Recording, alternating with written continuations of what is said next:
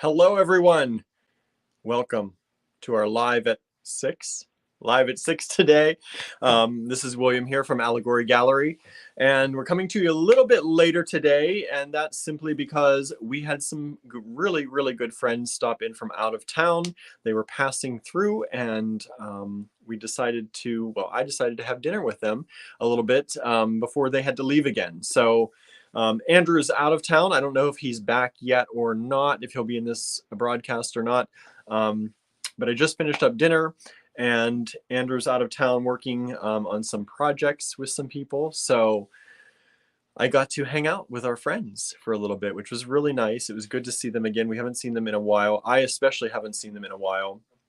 And so that's why we're coming to you a little bit later today. They offered to let me do the live at 5 and then wait, but I figured they need to get back on the road. So they're headed back. Well, they're headed back home, but they're headed over to where they're going to spend the night tonight. And it was a really nice time catching up for an hour or two. And it's always nice, when we have people who we've known for so long, especially online, and we're able to connect in person. Now, we have seen them in person before, but it's always nice when they can come up. So yeah. So that's why I'm a little late today. So sorry about that. I know it's not the normal time, but I know some people really like this time better, because I know 5 o'clock, even in our time zone, 5 o'clock is a hard time, because sometimes you're just getting out of work or you're on your way home. And if you're on any earlier time zones, it's probably even harder to watch us. So I know sometimes this works out better. Suzanne is with us. Hello, Suzanne. Thanks for joining us out there on YouTube. I'm going to put up the little banner here. Please, please, please, please join us on YouTube. I need to arrange these in a better order. Please join us on YouTube. Please subscribe.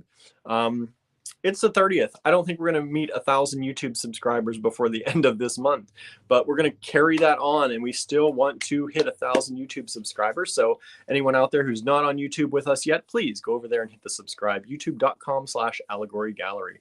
Marianne says, "What did you have for dinner?" I had meatless lasagna for dinner, and it was really good. It was really good. We don't, especially with COVID and things, we don't go out to restaurants much at all, period. Sometimes we'll do takeout and things like that, but we do not eat out at restaurants. So it was actually nice to sit in a restaurant again and kind of just hang out and chat like we used to in the olden times before COVID, right? So that was nice. Hello, Robin. Thank you for tuning in. Good afternoon. Norma is joining us. Hello, Norma. If you're here, please say hi in the comments.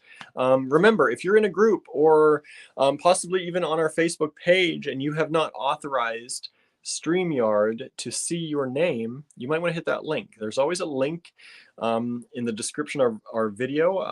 StreamYard should be adding that little blurb at the bottom of my description that I write. And if you hit that link, you'll be given the opportunity to let Facebook show StreamYard your name. So otherwise you come up as Facebook user, and I don't know who you are on this end until I look at the videos all over the place and find out who it was. So make sure you do that, and that'll make sure that, I don't think it shares any other information except it just needs your name. So hello, Deb. I haven't seen you in a while. Thank you, Deb, for joining in. I hope you're doing well. Hello, Diane. Thank you for joining in. Yeah, so this day has been busy. So this morning we had a vendor come in, and we bought some stuff, as we like to do when vendors come to visit us. And some of it was pick up now, which I have it, and we were able to get it into the online store in one day. That's crazy, right? It's so nice to have some help sometimes, because that would have never happened if it were just me still. So we got this stuff into the online store. It's actually there right now. You can go get it. You don't even have to watch this video. Just go to the shop tab, hit latest editions, and you can see them all. But I'm going to show them to you on a video so that you can actually see them, because sometimes a video is better than a picture, right? Pictures are better than words sometimes. Sometimes I like words, but a video is even better than a picture. So we're going to show you on video today. We have a limited, I'm going to say this again, a limited number. You know us, we can't buy a lot. We're a small shop. So we can't buy a lot of any one thing. So we try to spread out the love by buying a few things of many things, right? So most of these, I think we have between 6 and 12 of only. So get them if you want them. These are really cool. It's a really cool thing. We got some really nice deals, I think, good prices on these. So hopefully you love them. We didn't want to buy too much because, as we've been telling you, we are working our butts off to try to make some money to purchase a pewter line, right? That's what we're trying to do. If you haven't been watching our videos, we're trying to purchase a pewter line. We're going to look at it this weekend if all goes well. And hopefully we'll have it for you, and we'll be loading up the website with new pewter stuff. This is a line that hopefully we will own and control, meaning that we will be able to make more of it. Instead of just buying from a manufacturer, we will be the manufacturer, kind of. We will have it manufactured, right? So that's the goal for this weekend. So we were with a vendor this morning. Andrew's been all around. I don't know where all today. I think today was a touchstone day. He's working on some projects for that. And then lots of stuff. I think he said some things in his video yesterday. I think he wants to do a museum thing tonight. That's a virtual event. I think it's virtual. I hope it's virtual. And then something else, some other, I think, metalworks thing. So he's going to be busy. I doubt we'll see him here today. Maybe he'll pop on if he's around. I don't know when he's getting back from all his things. I don't think he knows when he's getting back from all his things. Let's see. We have Scarlett's from Connecticut. Thank you for joining us. Thank you for joining us. Harry is with us. Good to see you here, Harry. Marianne, fingers crossed. Thank you so much. Hello, Terry. Thank you for joining in. Teresa is joining us as well. So we're going to show you that today.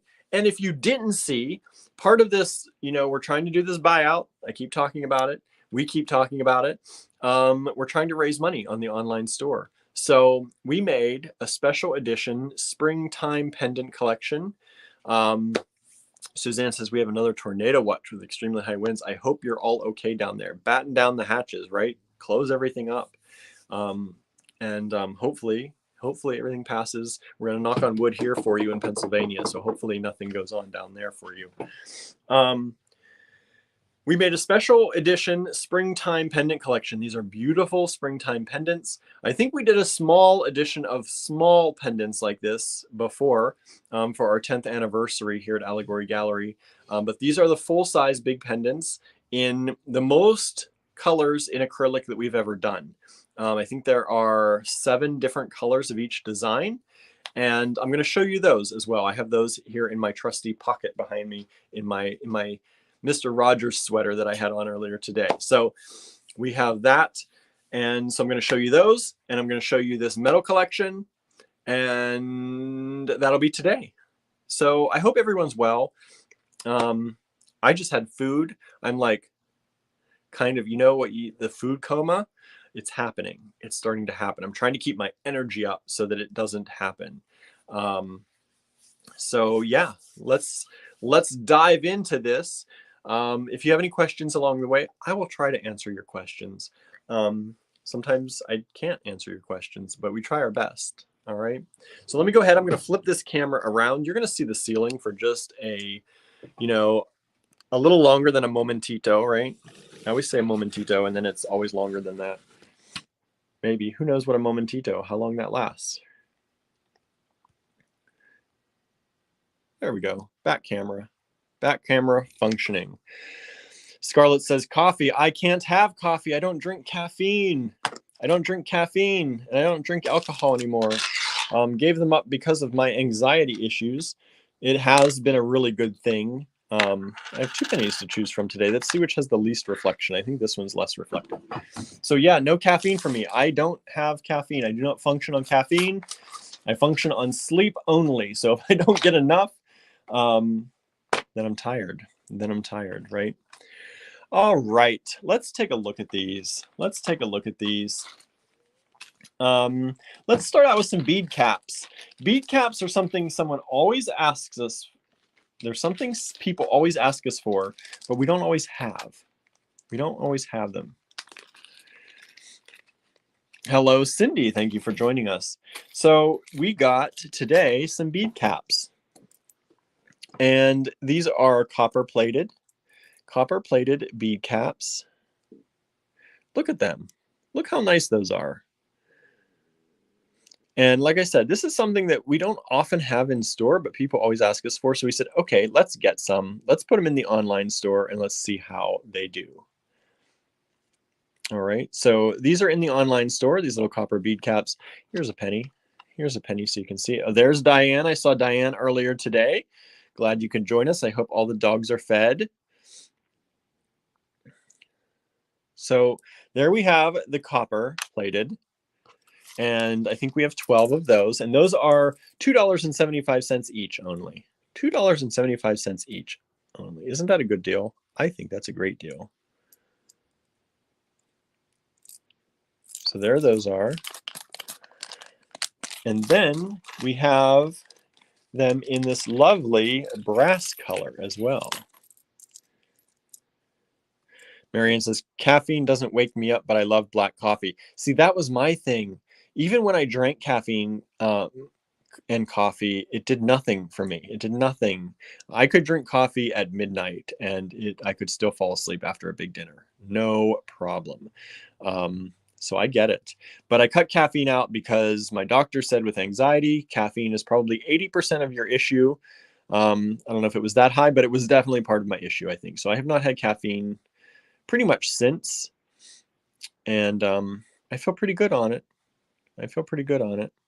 But I do still drink decaf coffee. And I know it has a little bit of caffeine, but it's not enough generally to make me, to trigger my anxiety or my panic attack. So I still have decaf coffee sometimes because I do like coffee. I like coffee just in general. I'm one of those weird people that actually like it, right? Suzanne says, I love black coffee, right? Susan says, I gotta have my morning cup of joe, right? I used to be like that. The funny thing was I would have coffee when I was out and working and at work, but I never drank coffee hardly ever at home, right? I don't know why. I just never had coffee at home. Andrew makes coffee all the time. And even when he would make it, I just don't drink it at home. Jermaine, all of the sizes are listed in the online store. So I don't want to go too much into size here because we did measure them. They're all measured out in millimeters, or should be. I took a quick look at a few of them and they got them all measured out. So all the sizes are in the online store to show you those. So you can check that out there. I just have the penny here for a quick look. But like I said, the sizes for more in-depth look, you can kind of see the styles you like here and then go online and find them. If you go into the latest editions collection, that's at the very top of the shop tab, you'll be able to see them very quickly. Everything we put in today should pop up. We got these. Look at these. These are bead caps. So these are also brass and copper. If you see we liked the brass and copper. We're really into that right now. We're really into the brass and copper right now. So here's the copper and here's the brass. These are plated. They're not full copper or brass. I believe they're pewter and they're plated. Beautiful little bead caps though. And as I said to Jermaine, if you're looking for sizes, which I know bead caps, that's definitely a thing, right? You need to know the size. I'm showing them with you a penny. I'm showing them with you a penny. That makes no sense. I'm showing them to you with a penny. But you can see all the dimensions in the online store. They should be there. And if you have any questions past that, feel free to send us an email if you don't see something and we can measure them out for you. This is all I have. So I think there are 6 of the copper and 6 of the brass. And that's it. That's it. Harry says, I am a coffee nut. Love to make fresh ground every day. Marianne says fresh ground is best. Yeah, I used to really love coffee. I did. I can't say I didn't. It was one of the hard things to give up. I was a bear for about 2 weeks when I gave up. I gave up caffeine and alcohol at the same time for the same reasons. Alcohol is a depressant. Caffeine is a stimulant. They can both affect your anxiety if you suffer from anxiety, as I do. And yeah, I was a bear for about 2 weeks. Ask anyone that came into classes during that time. I tried to be pleasant. I promise I tried. I don't think it always worked. Some days I just stayed away entirely. Just because, it was best. But after about 2 weeks, I settled out and settled down, and everything came out okay. This smell of coffee, I have always loved the smell of coffee, probably even more than I love coffee itself. I love that smell, and I'm glad Andrew still brews coffee because I do love the smell. Susan says, I could give up alcohol easily, coffee not so much. I think for me, it was the other way around. I love my wine. Here's some more bead caps. And these are nice because they can open. So you see they have four, oops, as I drop it, they have 4 seams, and you can flex them out if you need to and open them up a little bit if you need to. So these are kind of sizable if you need them to be. Let me kind of show you a little bit. Boy, a little bit clumsy today. See if I can get this to zoom properly. It's kind of like a floral. Leaves, more leaves, like the stem of a plant with leaves.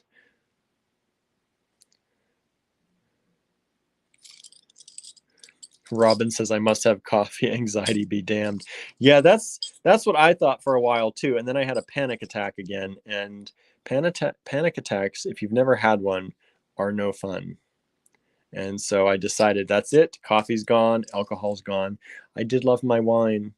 But wine, it actually became easy to give up because I started getting headaches. And I had never gotten headaches with wine before, and it started happening to me. So even my body was like, okay, it's time. Let's give this up. So these are $3.50 each. Oh, I didn't tell you before.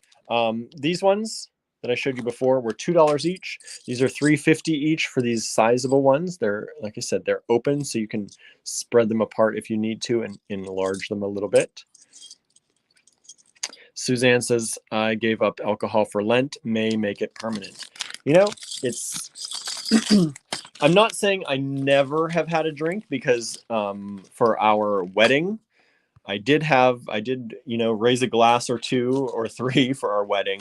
And, you know, it's okay as long as you know, you keep it in moderation. But that's really, I had a drink for Andrew's birthday and I had a drink for our wedding. So I've had like 3 or 4 drinks in the last 2 or 3 years, I'd say. I don't know when I started all this. It's been a while. Harry gave up cookies and ice cream since being in the hospital in October. Weight dropped, blood sugar came down, and now blood pressure is much lower. Coffee stays, though. Yeah, right? Yeah, I was watching... I don't know if I mentioned this on here. I'm trying to cut out sugar myself. Added sugar. Trying to cut out added sugar. And here are these bead caps. We called these Cicada Wing. They kind of look like a cicada wing. They kind of look like a leaf. We weren't sure, but we call them Cicada Wing. And these are really pretty. As you can see, I only have 4 of these in the bright gold. And then we have an antique gold color as well. Let me just pull those out. I don't want to mix them up. It's pretty hard to mix them up. They're different colors. So just so you can see, so you have kind of the antique gold color and you have the bright gold. We have 2 of these only. They're $4.50 each, and we have 4 of these only. So these are limited. Our supplier said these were a really good seller, and that's all that they had. So we took them all. Let me make sure I put these back in the right SKU bags because we gave everything a SKU. Come on. So yeah, I was watching a documentary, maybe called Sugar. I don't know. It was on Amazon Prime. And this guy, he normally, when he met his wife ate nothing with added sugar in it. And he lied to her, being, you know, a good date, I guess, and said that he doesn't eat sugar either. So they never ate sugar. And so he did this 2-month trial of eating like quote unquote healthy foods, like so granola and yogurt and things in a supermarket that are marked healthy, but they're not like from the perimeter. They're not the fruits and veg and that, but they're healthy foods. And he did that for 2 months. And the amount of sugar he added by doing that, because, you know, everything now that is processed pretty much has added sugar. If you look at the labels here in the US, they tell you how many grams of added sugar, not natural sugar, but added sugar is in something. and it's amazing how much you see. So he put on, I think, 40 pounds in 2 months, and his liver went from being absolutely healthy to him getting blood work that was saying that he was veering toward having a fatty liver and some possible cirrhosis damage if he did not stop. And that was only 2 months of quote unquote healthy eating. So ever since I saw that, it kind of scared me. And I realized how much sugar, I started looking at labels, how much added sugars in things that I didn't even realize. So I've been trying to cut out everything except, real sugar. If it's in it, right? But if it's added, I'm trying to eat as little of that as possible. And I have been feeling better. I'm not saying that I haven't messed up or I haven't had my mocha once in a while, which is just loaded with sugar. But I have been feeling better. I have been losing weight easier. Of course, I've been exercising as well. But I have seemed like I have more energy on this. So I'm going to try and continue it. So Harry, I get it. I get it. Susan says, I honestly can't remember the last time I had a glass of wine. Don't do hard liquor or beer. I like my sweets, but I do try to curtail my intake of sugar. Yeah, my sugar usage, here are these. I should be talking about these. Nautilus Shells. These are $2.75 each, and we have them in this. We have a bright silver and we have a copper. So I will show you those. This is the gold plated. And these are charms or pendants. You could turn them into a little pendant on a simple chain. Let me show you the copper. Yeah, I didn't realize how much sugar. And normally I'm not like a cakes and kind of person. Like I'm going to eat straight sugar. Like I love Sour Patch Kids or, like gummy bears or things like that. Like I was a straight sugar intake kind of person. But I'm trying to cut all that down. I've switched to apples and bananas and berries. I've been trying to buy those more often. Of course, all that stuff's more expensive, right? They don't make that easy to do. They out there, but trying hard. And it does. It helps. It helps a lot, right? It makes you feel better. Hello, Julie. Thanks for tuning in. And Julie says, I joined this call at the exact wrong moment because I was thinking of eating a cookie. Maybe it was the right moment, Julie.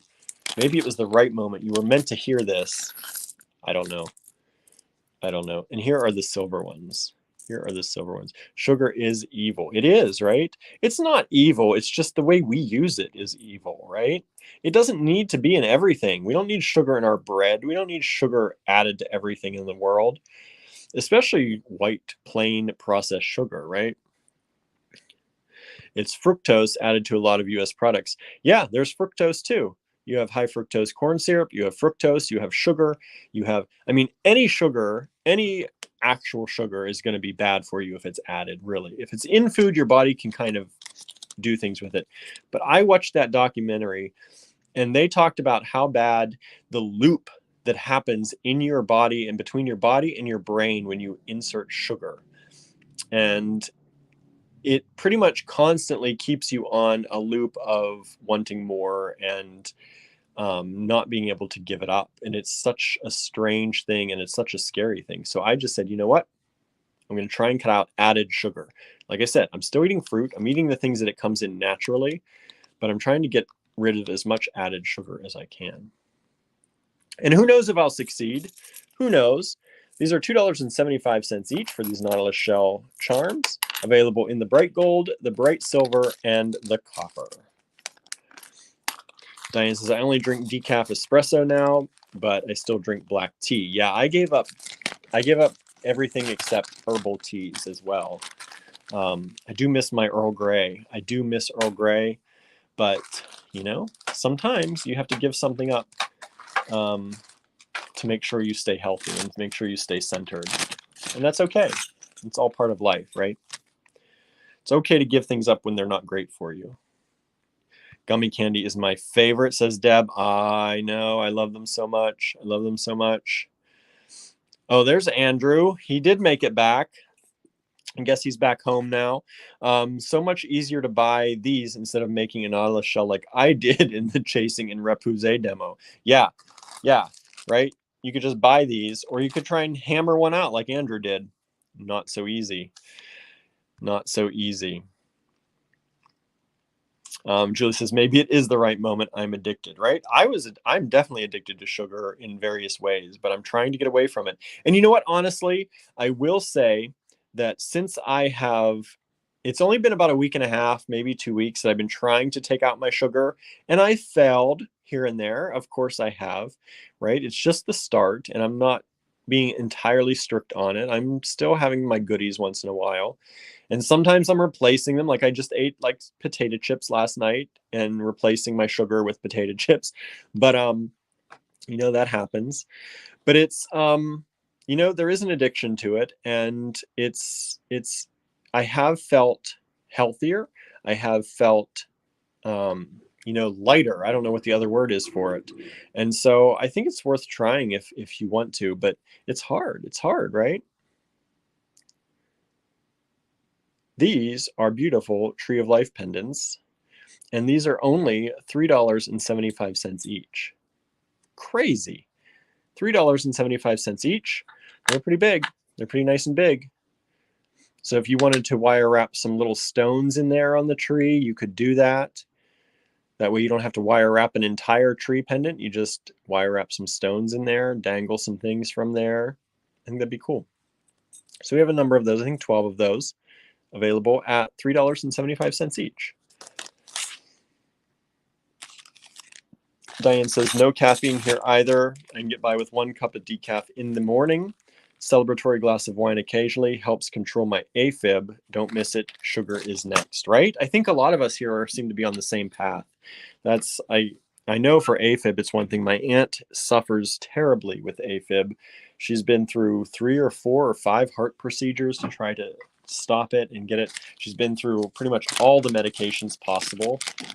And I've seen what she has to go through, and it's hard. So congrats, Diane, on getting rid of that and hoping that you're heading toward a more healthy you. And sugar is definitely part of that, right? Getting rid of that. That will be the next step. That's my next step. Hopefully getting rid of as much sugar in my diet as I can.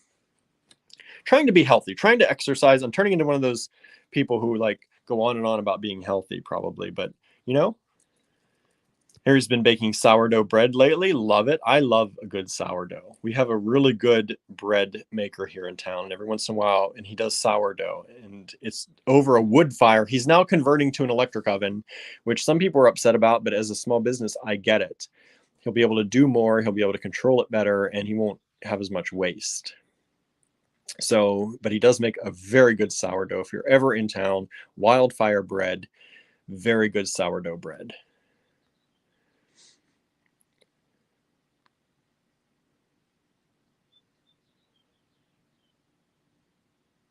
Susan said, I must say, when we went to lunch for my birthday Monday, our server found out, gave me a slice of turtle cheesecake on the house, right? Isn't that hard when they do that? And you're like, oh, I guess I'll just have to eat it. That happens to me sometimes, and that's okay, right? Once in a while is fine. It's fine. You're allowed to treat yourself, but it's when it becomes every day that it can be dangerous. Anything every day, right? You do anything every day, even like the same hand movements or the same, that's what repetitive stress stuff is. You're doing the same thing every day. So you don't want to eat the same thing every day. You want to have a varied diet, right? These are little silver turtles. I love them. You might love them too. They're only $2.25 each for these little silver plated turtle charms. So freaking cute. Little sea turtles. Whoops. And I keep knocking this stand around. Sorry about that. So here's the size, just a comparison. All the sizes are on the website, so you can look at the descriptions and check them out. Diane says, I need to watch this documentary so I will stop eating so much sugar. Yeah. Diane, I'll try and figure out which one it was, because I know there are so many documentaries on eating sugar. This one was just pretty good.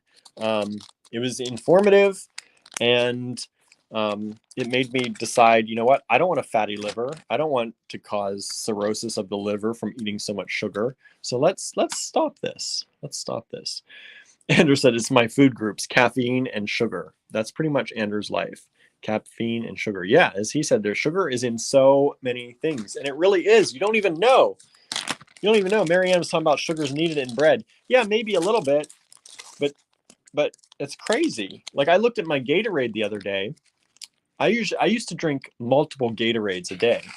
There is 98% of my daily sugar is in one bottle. I couldn't have anything but that Gatorade in a day if I were really sticking to that. Check these out. Check these out.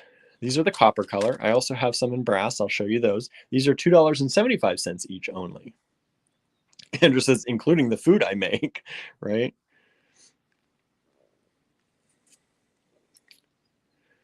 These are really cool. I like these a lot. Marianne likes the trees we showed. Yeah, they're nice. They're very nice. Deb says, I could never give up bread. I never used to be a big bread eater, really. And I'm more of a bread eater now, I think, than I ever used to be, especially since we went vegetarian. But I don't eat a lot of bread, but every once in a while I crave bread. And I love like croutons in a salad. I love that when they soak up the, so I'm thinking about that because I just had that today. Croutons that soaked up the balsamic vinaigrette. Oh, they were so good. A little bit crunchy, a little bit soft from soaking up the dressing. That was good stuff. That was good stuff. So these are $2.75. We have them in this copper finish. And let me show you the brass finish. Susan says, well, it was my birthday, so I indulged in the turtle cheesecake. That's okay, right? That's okay. Indulge. You're allowed on your birthday. Just don't let it get you into a sugar cycle, right? Because when you give up sugar, like I said, I've been doing this for about a week and a half to 2 weeks, and I honestly don't crave sugar a lot right now. I thought I would, but after this amount of time, at first I did, but now I'm like, yeah, I can have some plain yogurt and some berries, and that's good. And it works. It works.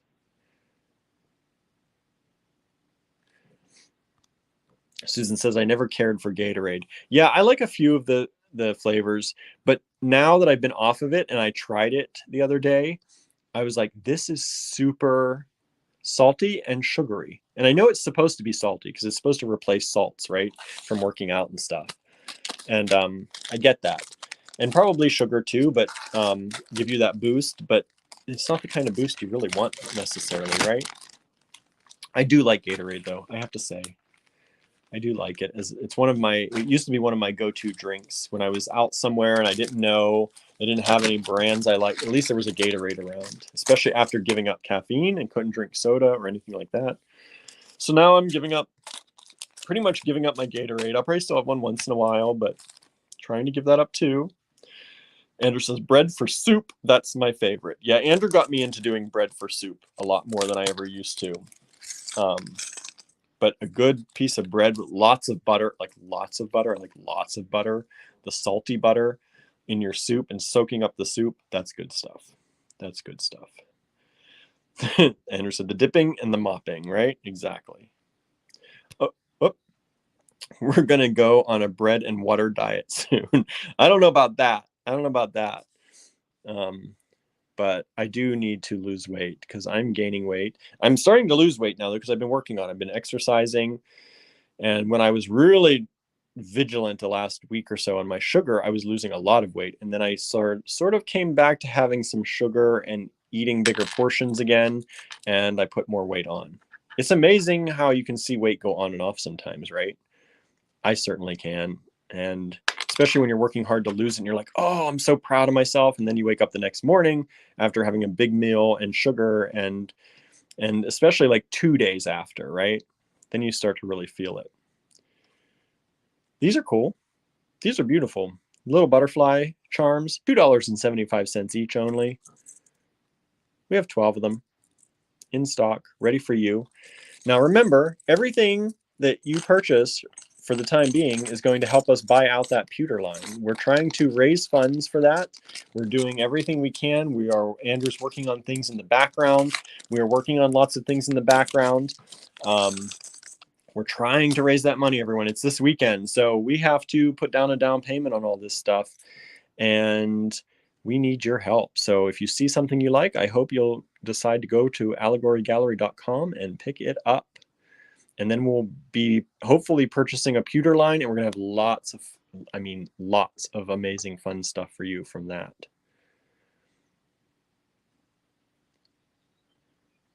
Silver plated. $2.75 still. Some of these are more expensive and some of them are less expensive. We just take everything averaged out. And so all the butterfly designs, $2.75. Andrew says, hopefully we'll launch some inspiration kits tonight. Maybe, we'll see. We keep talking about launching kits. I hate to even say it because we keep talking about it. We haven't done it yet. But we're working on it. Everything's getting worked on, everyone. Don't worry. You know, some days are just busier than others. So they may launch tonight. They may not launch till tomorrow. Who knows? Who knows? But we'll get them out there. We're going to get them out there. There's still a lot of stuff in the online store. Tons. If you go to that latest editions collection, you can see all the new stuff we've been adding. As Andrew said, it takes the time it takes, right? That's what it does. It takes the time it takes. And y'all know we work hard. I don't like to toot my own horn, right? But we work hard. And we work as fast as we can. Ham says, aren't those pretty? Aren't those pretty? And I guess I should change this too. Here's where you can get them. allegorygallery.com, right there. Andrew says, like, I can slapdash some stuff together, but it won't be as good if I don't carefully curate stuff, right? We want all of you out there to actually love the things you get. You know, there are a lot of businesses, and I won't name names, but there are a lot of businesses out there who throw stuff together and they just hope that you're going to like it, you know, and whatever they sell, whatever they don't, they don't. We try to curate everything. And maybe that's why we're always so tired. But we try to curate everything and put it together as if we were receiving it. And if we think we might love it, we hope that you will too. And maybe you won't. I'm sure there are still some things that don't, you know, make a home run. But we do put in the effort. You know, we never just throw a kit together and say, oh, it's done. We could do that. We have a ton of beads. You might not know, you might not realize it. We have a ton of beads. We have a whole store full of beads. We could easily throw stuff together and just say, okay, here's a kit. It's kind of purple. It's a purple kit, but we don't do that. Yeah, we start with a color, or we start with a theme, but we put in the quality components because that's what we would want to buy. You know, we are not going to be selling you things if it's not something that we would look at and be like, you know, if we're not proud to sell it to you, we're not going to sell it to you. And that's the thing. That's what I think, you know, still makes us a little bit different in the bead world. We're not huge. We're not, you know, terribly well known as much as some other places are, but you are always going to get quality stuff from us. And if it ever isn't quality, we do our best to correct it. You know, there have been times that we've given refunds for a lot of things because it wasn't quite as we described, or it wasn't as it should be. And we realized that. So, you know, we try to go above and beyond in all areas. Owls, aren't those cute? Susan says, you two go above and beyond when it comes to working hard, unlike a lazy person like me. No, I don't think you're lazy, Susan. I don't believe that. I don't believe that at all. But we try, you know, we try. Scarlett says, that's so true. They don't care. Sometimes they don't, right? Sometimes it's just to get business in the door. And, you know, there's something to be said about that. Sometimes you need to do what you need to do. And I'm not saying that they're wrong, right? It's not that it's wrong. It's just another way to do it. And it's not the way that we choose to do it. You know, if it works for them, hey, good for them. They probably have a lot more people on their list than we do. But we also try our best, like I said, to carefully curate things, to make things the right way, the way that we would want to receive something. Julie says, you guys do a fabulous job. I'd buy it all day if I could. Thank you so much, Julie. We appreciate it. We appreciate any help and any support anybody can give us at any time, because that helps to know that we're doing the right thing. Marianne says, cute owl. They are, right? This one is the brass version. Andrew says, they've got such a fun mid-century modern vibe. They do, right? Deb says, you are a class act. Thank you so much. Andrew says, speaking of drinking, these would be fun wine charms, right? You want to make wine charms? There you go. These are $1.75 each only, everyone. Crazy. That's crazy. $1.75 each.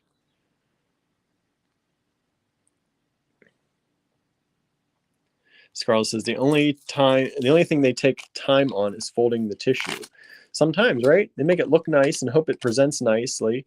But sometimes the stuff inside is not quality. And, you know, sometimes it is, right? Sometimes, you know, there are other people that work really hard. And I'm not saying that we're the only ones, but that's the only way we do business. We're only going to do business with things we like, things that we're proud of, things that we would buy ourselves. We're not going to just buy any old junky thing and throw it out there in the world if we don't see a reason for it and a way that we would use it. As Andrew said, there's something for everyone, right?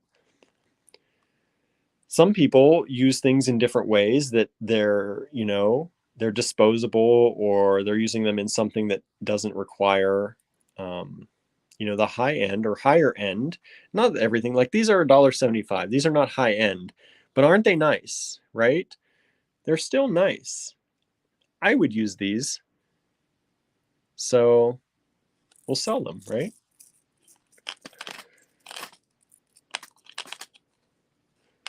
But we do curate everything. Everything goes through Andrew or me.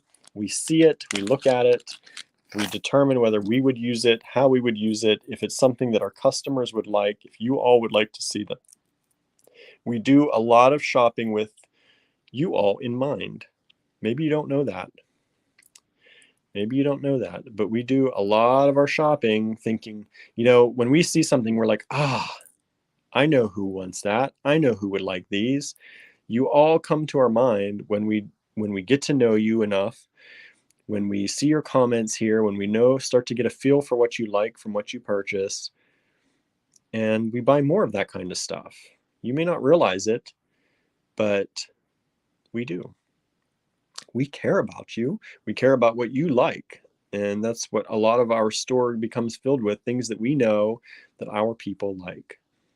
As Andrew said, we sell vintage plastic, and some people are not interested in it at all, right? And some people may say, oh, those Allegory Gallery guys, they sell this vintage plastic. Who wants vintage plastic, right? And some people, that's the way they feel. We like it, so we buy it. Andrew said, these charms are fun, and they're budget friendly. If folks want higher end, we got that too, right? A little bit of everything. A little bit of everything. But we know the price point that a lot of you like. And we try to bring in at that price point, especially for fun things like this. But we also bring in the higher end because we know some of you out there love those too. And we do too. I can't say I don't. Okay, so that's it for the little charms and things that got into the online store today. Now, I told you, we've created a special line, a special edition of our acrylic cutouts, or I should say of our cutouts in acrylic. And we did 4 different designs in 7 different colors. So let's start out. This is the rose pink. So we did a butterfly, a stag or a deer, the bumblebee or bee, and the jumping rabbit. We did these 4 designs in 7 different colors. This is the rose pink is what we call this. And it is available in our online store. If you go to allegorygallery.com, right at the top, we have the special edition springtime pendants. And that's these. And I think Suzanne already grabbed some out there. I saw an order come through. And these are, on one side, they're matte, and on one side, they're gloss. All right. So there you have those. That's the rose pink version. And these are only $6 each. $6 each. Andrew said, I love how these have a slight matte finish. Yeah, they're matte finished on one side and glossy on the other. Whatever side you like, you can use. I like the matte side as well, but you might have a reason to use them on the other side and flip them around either way. Suzanne got the bee in the blue. So I'll show you that one next. So this is the rose pink color. You know, still photos are sometimes very hard to show color. So that's why I wanted to show these on video so you can see. I tried to color correct the best I could. I actually changed the colors. I changed out some of the photos the next morning because we put these on at about 1 in the morning. And I wasn't getting as good light. So the next day, there was one batch of a certain color green that I had to retake. And I did that. All right, so this is the blue color that Suzanne got the bee in the blue. So there's the matte side and there's the shiny side. Oh, sometimes you'll see this is, there's a protective, almost like a masking tape on these to protect them from being scorched by the laser as it cuts. So if you ever get them, we try to clean them off as best we can, but sometimes we miss a little bit here and there. If you ever get it, that's all it is. It just peels right off. Andrew said if you wanted to paint on these, the matte side would have, oops, a nice tooth cling to paint. Yeah, so this has a little bit of a grit to it, so you can paint on this side if you wanted to. Andrew said the Patina Paints that we showed you, which I still have a few. The Patina Paints, if you didn't watch that video, go back in our live tab, watch that video, and see which ones we had and see which you might want. We still do have a few bottles available. Not many. We sold out on a lot of them, but we still have a few. So if you're still interested, they work on these. Andrew has done it. And Andrew said the cutouts in these make a great recess for resin. So you can flat back them and pour resin. And you get a nice resin fill on these if you want to. So this is the pastel blue. I called this pastel blue. Andrew said put the packing tape on the back, fill the holes with resin. It can be like stained glass or fake plicature. That'd be a cool idea, right? Maybe you get Andrew to show you that sometime. We'll see. We'll see if we can convince him. I'd like to see them filled with resin. Okay, let's do this one. This is I called it mint green. This green, when you take a photo of this, it can look blue under the right light. And for the longest time, the whole night when I was working on these, I thought this was a blue color. Until I held it up really, really close to one of the light bulbs and it turned green. And I was like, I wonder what color that is. See, even right now, to me, it's a little bit blue on the camera. It's not blue. It's not blue. It's green. It's a mint green, like a mint green ice cream. Mint green chocolate chip. It's kind of like that minty green. So as you can, as I can see, because I know what color it is, even the camera's having a hard time on this right now. And I don't know if it would change if I change the background color. Change it to blue. There you can kind of start seeing that it's a little more green, right? If I actually put blue behind it, it looks less blue. Susan says it looks like a light turquoise. Yeah, so it's not. It's not at all. Yeah, let me get the blue.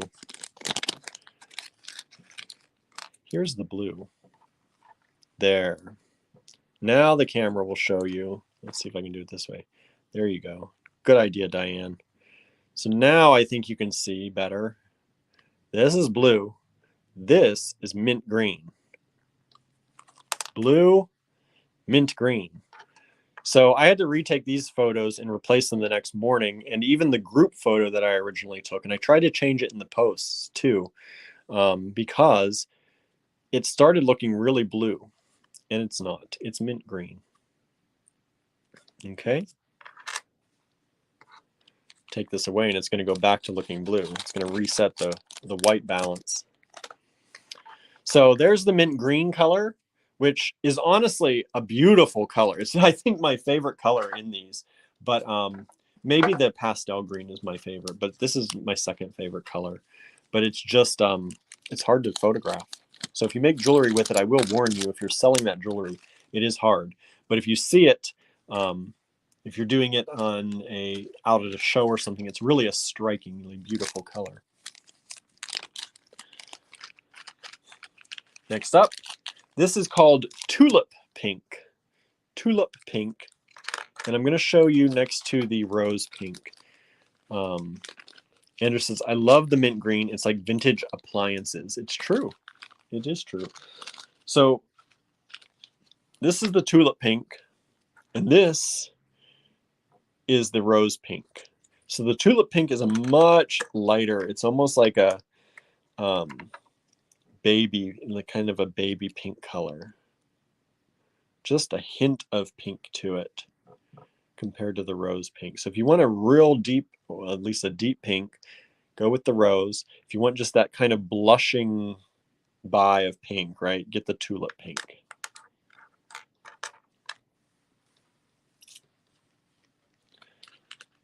Andrew says, I love the mint ice cream. That is my favorite ice cream, mint chocolate chip. Mint chocolate chip is pretty much my favorite ice cream. So here we have the bee, the bunny, the stag, and the butterfly, again in Tulip Pink. These are only $6 in the online store. There is a limited number of them that we made. We may or may not make more if they sell out, so if you do want them, I hope you'll grab them. This is called Iris Orange. Iris Orange, and I wanted to call it like creamsicle orange. It's like that very light orange. And I don't know if it'll be better to put it on another color. It's hard to see. This one is a hard one too because it almost looks yellow. I don't know what will make that turn, if any of it will make it turn orange, more orange. I guess with the pink, there you can kind of see the orange. Start to see the orange come out. Let's try the darker pink. It's hard because it's in between that yellow and orange. It's a super light sorbet kind of orange. But it is orange. And if you can't tell, Diane says white paper. White paper might work. White paper really ruins most colors, but let's see. See, now it looks beige. Maybe. Maybe it looks orange. Let's try white paper with the pink beside it. There, I think you're starting to see some of it. Hopefully. But it's a very creamy kind of orange. I call it like that creamsicle. So we call it Iris Orange. All right. Those are available right now. Go get them. Go get them. Now the two last greens. We have a I call it green. It's not even green. Buttercup Yellow. It's kind of green. It definitely looks green on screen. Wow, that's really weird. That light, when it shines, it makes it look pink. So they look green, right? They look green. Let's see if adding green to them makes it look less or looks more green. More green. They're really a yellow color, I promise. There, that's kind of yellow. That's kind of showing it yellow. That's more like what it is. It does have a slightly green tint to the yellow. It does remind me of, you talk about a buttercup, and when you see the flower with the stem and you get that kind of green from the stem reflecting on the flower a little bit, that's what it reminds me of. That's what it reminds me of. Yeah, that makes it look pretty green. I think that's the best one. It makes it actually look like it is.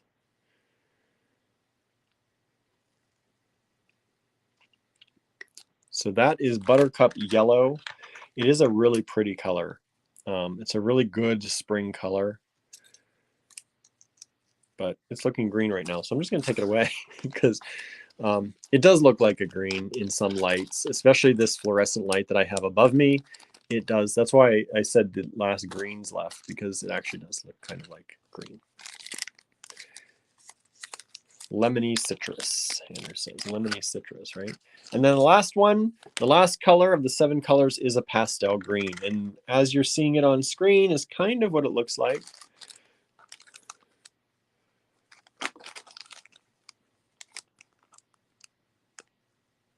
That's pretty much the color. It might be a little lighter in person than I'm seeing on my screen, but it's a pretty good representation of the color.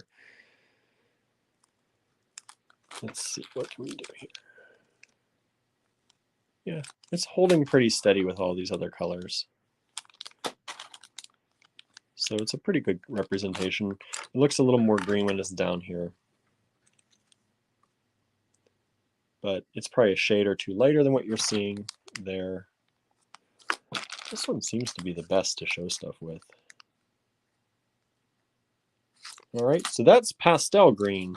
And you can go into each design. I did them by design, and there's a pull-down menu that you pull down to choose your color.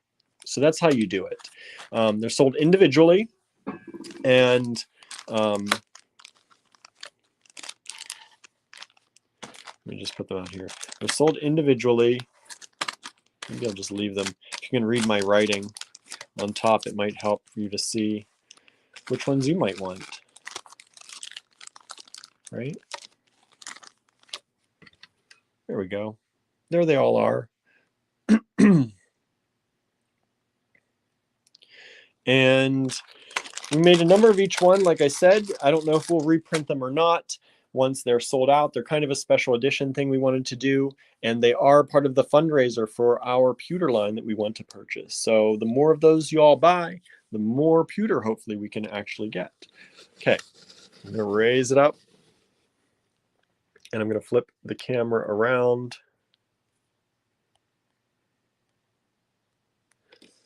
Howdy. Howdy, everyone. How are you all doing? Andrew said he's on fire with opalescent glass right now, and a lot of these would be great with opalescent glass, right? You can also, where is it? I'm backwards on this screen. I'm still not, there we go. I've not gotten used to the weather person screen. You know, that's kind of how I'm doing this here. So right here, you can use it with this silk. Use those pendants with this silk, match up the colors. That silk in our online store. So you can get that. You can get our side stitch silk that is also in the online store. You can throw a jump ring on these and just make beautiful pendants for, like, if you get the side stitch silk, $12. And you've got a necklace that you can sell for more than that, double it, 24 bucks. Why not? I can see these being very popular, very easy to do, and very sellable to young people looking for springtime things. A nice little piece of silk and a nice little pastel pendant. Good things, good things. So we might just make some of those in the store. We'll see. We'll see what happens. What else? What else? Andrew says, I think we're going to call our fundraiser Make It Happen. Andrew's set on this. He's going to make this happen. So I hope it happens too. I think it'll be a good thing. This is not just a pewter line that we are purchasing pieces of. We are purchasing molds and masters, and this is something that we can put into production down the line. It's something we could wholesale. It's something that we could, you know, do designer discounts and things like that. Possibly, we still have to work it all out, but this is something that is bigger than what we do now. This is not just buying things to resell them. This is buying things to produce the line. And we're looking forward to getting into that. It's something that we wanted to do for a while. And once we get into this and we get connected with the right people, and if we do start producing this line, this is something that Andrew can add more components to the line as he designs them, and we can continue making things and making new things. So this is not just a fundraiser to buy stuff. This is a fundraiser for really our future. It's really the direction that we need to go. We need to become producers of things in a bigger way, instead of just resellers of things. And we love the reselling. It's what's gotten us this far. But if we want to take it to the next step and we want to grow the business into something even bigger, and, you know, do all the wonderful things we want to do, and bring in all the beautiful things we want to bring in for you, and do more things with you, hopefully giving us time, You know, if we have these things produced and we have a line like this, hopefully that gives us time to do more videos and to do more reach out and, you know, do more classes and tutorials and things like that. This is very possibly a very big step, kind of hidden in what we're not being a big step. You know, we're kind of hiding it in that we're just trying to make this happen. We don't speak about how big this could possibly be for us and how wonderful an opportunity this could be. And so this is not just another fundraiser that we're trying to do. I know we've done a number of them in the past. This is something that could very well be the next step in the evolution of Allegory Gallery and the types of things that we can do. So all of you out there who are supporting us, who want to see us continue, I hope that you will, you know, if you can, you will go to the online store and purchase some of these, or some of anything we have in the online store will help right now try to make that actually happen. We still have to see everything in person. You know, everything is not written in stone. The deal is not done. We still have things that we have to work out. But if we can make that happen, it is really, you know, a significant step, I think. And it's, as Andrew said, we have tried to do it before, but it fell through multiple times. So it'll be good once we get going to produce our own designs and do it so I don't have to do it one at a time. And that's the thing. Andrew makes a lot of things by hand. And getting this line is also going to put us in touch with producers. And hopefully trustworthy ones. This is the hard thing. Being something that we've not really done very much, we need to rely on people we know to introduce us to good people, and, you know, people who are doing things ethically. That's always very important to us. And people who, you know, just when they say they're going to do the work, they're going to do the work. And also people who will work with us starting out small. You know, sometimes we can't jump into production, right? And if we had to order these in 10 gross of every design, you know, we'd be sunk. We couldn't reproduce this line. But we've been told that the people we're going to be put in touch with will work on small order, small batch. And it's something that, yeah, as Andrew said, we attempted to do a line, but the minimums of 10, we needed minimums of 10,000 pieces. We can't do 10,000 pieces of one piece, right? 10,000 of each design. We can't do that. We could never sell through that at the size that we are right now. So supposedly, and we still have to check all this out, but supposedly we'll be able to do smaller batches, which means that we can produce these things reliably over time, and we'll be able to add designs and create masters and create new additions to this line. And we're, you know, I keep things very down low, or low key, I guess is the word, because I don't like to get my hopes up. But honestly, Andrew and I have been trying for many, many years to really get a production line going.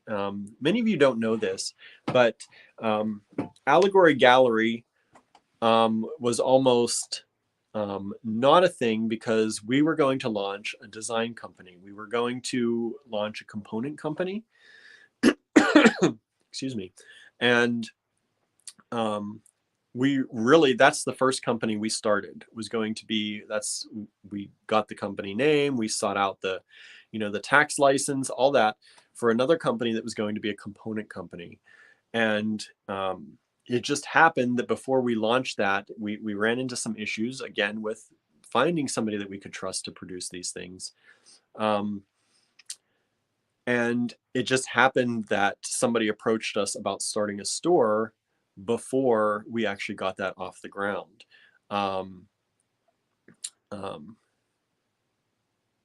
Andrew says we did a line where they wanted to sell it to some really unethical folks, so we didn't want to hitch our name to that. So it's been a bumpy road in getting this. And like I said, we thought we were going to be a component company to start, and then maybe down the line somewhere, once we built that up, we'd have a retail outlet. We reversed that. And here we are, almost 11 years later now, with our retail store and what we've been able to build. But now, for the last few years, we've been trying in the back of our minds and sometimes in the forefront and failing to get a production line going. And this is a really big opportunity for us to actually enact those things that we've been trying to do for many years now. And so, low key, this is how it is. High key, I'm crazy excited that this could actually work out. This is me crazy excited, right? But really, it could be a wonderful thing. Andrew says, we tried once and they ruined all the masters and the pieces came out terrible and had sprues from the casting and flashing. That's happened. So this isn't something that we're just on a whim deciding to do. This is something that we've been building up to for quite a long time. And it's something that we're very hopeful to make happen. With your support, hopefully we'll be able to, as Andrew said, yeah, we got to pay them. That's one of the things. That's one of the things that is not, finalized yet. We have to be able to pay them for this stuff. So we're working on it and we're doing what we can on our end. And we appreciate any support to help us get there. The line is beautiful from what I've seen. I've only seen a few pictures. I've not seen much of it. I've been told by not just the people who are selling it, but other people that it's a gorgeous line and it's something that is worth doing. So yeah, as Andrew said, we are going to have my family make stuff for us, but they are super overwhelmed with their own designs. It's hard with COVID because they don't have a bunch of folks manufacturing. And every time we do it and sort of stab in the dark, it costs a lot of money. So we burned a lot of cash trying to get this off the ground. Yeah, the whole production thing, things have been ruined. Things have been partially done. Some molds have been made but never finished or didn't work out. And every time you do that, you pay a down payment for that stuff and you hope it turns out right? There's not always a, get your money back if this doesn't work, right? Because some pieces can be done better than others. It's a mess sometimes. So this is a good way, because this is a line that has already at one point been produced but stopped. And we could pick up where they stopped and continue with this. And it could be a very good thing for us. It could be a very good thing. It could be something that we don't have to be as hands-on about, but it could hopefully make us money, whether we retail it or wholesale it or both. It could be one of those things that I think, could happen without a lot of our daily input. And that's the kind of things, it's not quite a passive income, but once these pieces are made, it could nearly be something like that. And hopefully it'll really work out for us and it'll give us another source of income where we can propel everything that we're doing forward. That's the goal. That's the big goal, right? Want to keep going forward.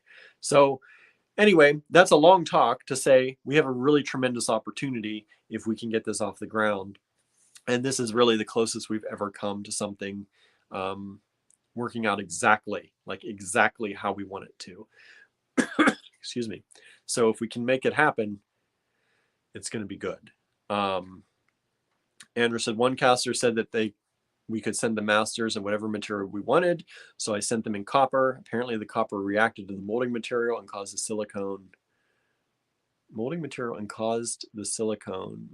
I don't know what he's saying. And look, it took anyway, it looked terrible, right? So you get told all of these different things, and we're just hopeful that these people trust these other people, and we trust them. So we think it's a good thing. We think it's going to be a good thing. And like I said, this is the closest I think we've come to actually getting this finally on track and finally, working, up and running.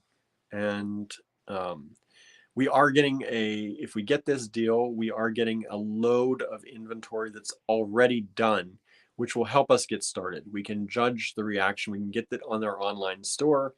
We can, you know, judge the reaction to it, see what it is, and see if people like it, right? Before we spend a lot of money producing it.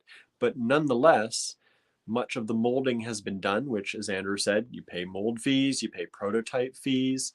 This kind of stuff has already been done in this line, and hopefully it's worthwhile.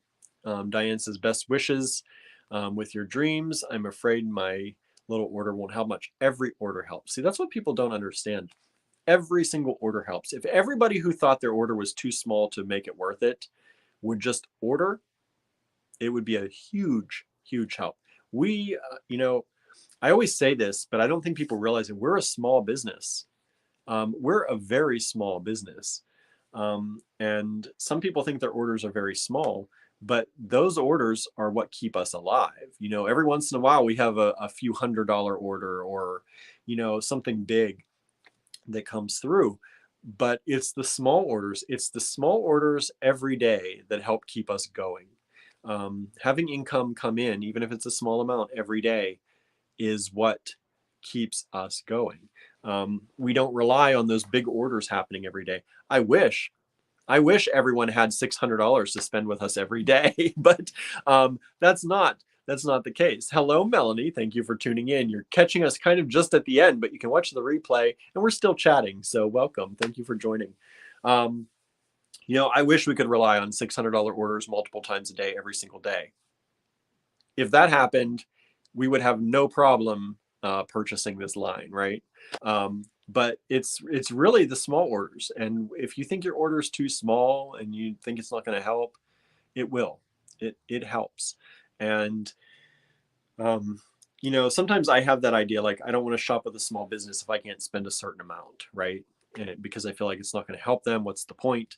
But really, if you have something you need, if you do purchase from us, no matter how big, how small, it all helps. It all helps. So please never think your orders don't matter. They do. You know, the kind of we talk about the bread and butter are the small orders, like I said, that happen every day. It's somebody walking in and buying a few beads off the street. It's a regular who, you know, needs some clasps because they're in here all the time and they spend a little bit often.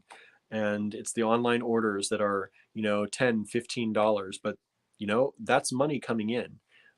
That helps us continue having help every once in a while when we need it, and having people help us, you know, just even in the downtime, beating or stringing things up or sorting things out for us. And that all helps. It all helps. It all helps pay for that. It helps keep the lights on, helps keep the electricity and the utilities paid. Never underestimate what your small order can do for a small business.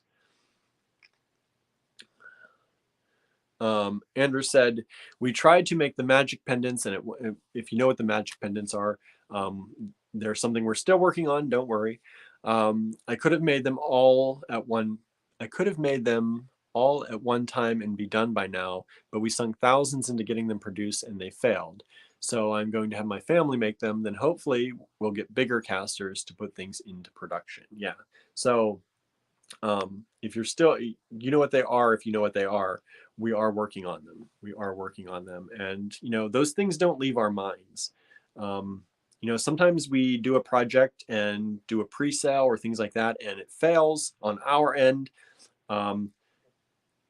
But they stick with us and we're still going to do them. It's still going to happen. Those are going to happen.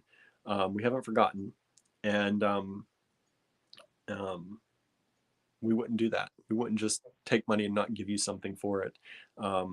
We still have to make it happen, but we have been, over the past few years, it's been hard with COVID. COVID is kind of that, you know, the time period that you cannot count.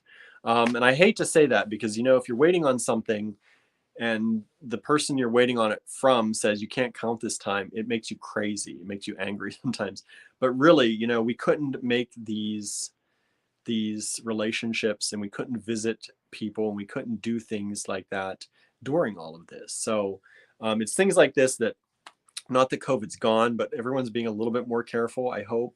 And we have time and things are opening up a little more where we can do that kind of thing. So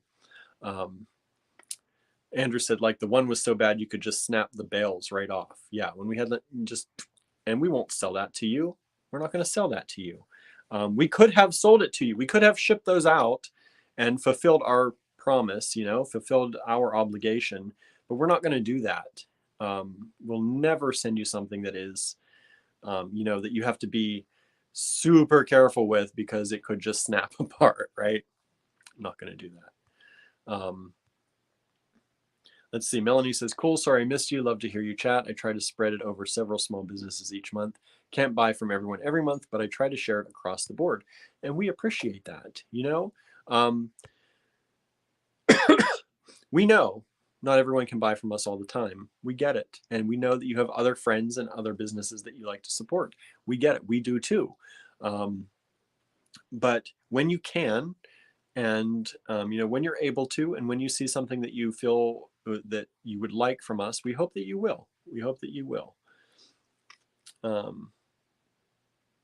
Diane, or someone who needs purple beads but didn't bring the bead that they are matching with them, so they have to come back and buy different purple beads. Oh boy, so I guess the color wasn't right, right? That was Diane earlier today. Yeah, people who stop in and just, you know, make the small purchases, that's, like I said, that all helps. It all helps. Yeah, as Andrew said, we haven't even been down to see his family yet. You know, we all went to Florida for New Year's to see his mom and dad mostly. And everyone was there, but it was not a working kind of thing. We couldn't, I mean, some of it actually was. We did make some deals while we were there, but it wasn't that kind of, you know, where we could spin up some metal and make things happen. So it wasn't that kind of time. And so we need to get down there. We need to visit them. At some point, we're so busy, but once we can get things ironed out, hopefully we can have them do some things for us too. So yeah, and like Andrew said, we're talking about finding casters and stuff. And yes, of course, our family does that. Andrew's sister Cynthia and Greg, they do that, but they are so taxed with their own line. And, you know, COVID has made it hard for everyone, right? Getting workers to help you do things. Just kind of having a life and, you know, doing the production. It's crazy. So it's not something we want to add more to their plate necessarily, because, you know, that can create tension in places you don't need tension, and we don't want that. So that's why we're working hard to do this, to make this deal happen. If we can make it happen, it's going to be this weekend. We'll find out. We'll see what happens. But if we can do it, I really truly believe it's going to be an evolution of Allegory Gallery down the road, and it's going to lead to good things. So, you know, this is not, we often talk about buyouts, and sometimes they are just buyouts with a final purpose of reselling what we get. And that happens because sometimes we fall in love with things and we have to have them, like the carved bone items it was a estate sale, and we couldn't let them go. So we bought them out, and we still have them, and we have them in store on display, and we sell one here and there. And we do that kind of thing sometimes because we love the stuff, and we love, you know, it's a once in a lifetime kind of opportunity to have that kind of stuff available for you all. We're not keeping it, right? It's on for sale out there. So it's really for you all, and we just feel that you know, we can be the keepers of it for a while until they all find their home. But this is bigger than that kind of finality that there is in some of these other things. This is something that could perpetuate our name and grow the company, and that's what we're looking to do. Suzanne says, I have a question about a carved bone item. You can ask questions. You can ask it here or just send me a message, depending on how long or how hard it might be to answer. Julie says, fingers crossed for you. Thank you so much. We appreciate that. My display is getting slower and slower, so I'm worried that I'm going to crash. I hope not. Andrew said, hopefully once we establish our caster, we can share it with my family so that it can take pressure off them. Yeah, we're hoping if we can find a good relationship, we might be able to help them out as well. And, you know, because it's hard work. It's hard work, and none of us are getting younger. That's not how aging works. We don't age younger. So doing that kind of metal work and that kind of finishing work, it's hard and it's intensive. So if we can get people to help them out as well as help us out, it'll be a really good thing for everybody. It'll be a good thing for everybody. So again, thank you all. As Andrew said, I don't know if we say it enough, but we do appreciate your support, and we are sincere in that. We really do appreciate your support. And any size order, you know, like I said, we're small. In our store today, our friends came to visit, so we had at least one sale. But sometimes our store goes through an entire day without a single person visiting. That's how small we are. You know, some bead stores say, "Oh, I only had 10 people come in the door today," or "I only made, you know, $300-400 in sales today." Sometimes we make zero. Sometimes we make $10. So, you know, those days are lost days. We have a loss that day. But you know, some other days make up for that. And sometimes we get orders online when there's no one in store, and that's why we do these lives almost every day, to make sure that you see, and we keep we keep us on your radar, I guess, is one of the things that's good for. But we also like to see you. We get to know you, or get to know you, I guess. And it's fun. It's fun to hang out. I wouldn't want it any other way. Now that we've started these lives, I like them probably more than you all like them, because, you know, we don't always see a lot of people. Andrew and I stick to our house or the cottage. We put our heads down and we do the work. When we're in the store, it may be a day where no one walked in the door. I like some social interaction. So these are my chance to do that. And it's not quite the same thing as being in person, right? But it's close. It's close enough during COVID times. So thank you for staying here with me. Thank you for chatting with me. And thank you for watching these videos for us. Andrew said, if we get ahead, I want others to get ahead. And that's the thing. Marianne says, best part of my day. That's very sweet. We appreciate the sentiment there. I would never be as bold to say that we are the best part of anyone's day, but we do appreciate that. Thank you for saying it. Diane says, thank you guys. Thank you for watching. Melanie says, thank you guys. I'll be browsing the online store once I get paid this weekend. Haven't bought anything since last month. You guys work so hard. I appreciate you so much. Thank you. We really do appreciate it. You know, like I said, we know people work around paychecks. People work around bonuses.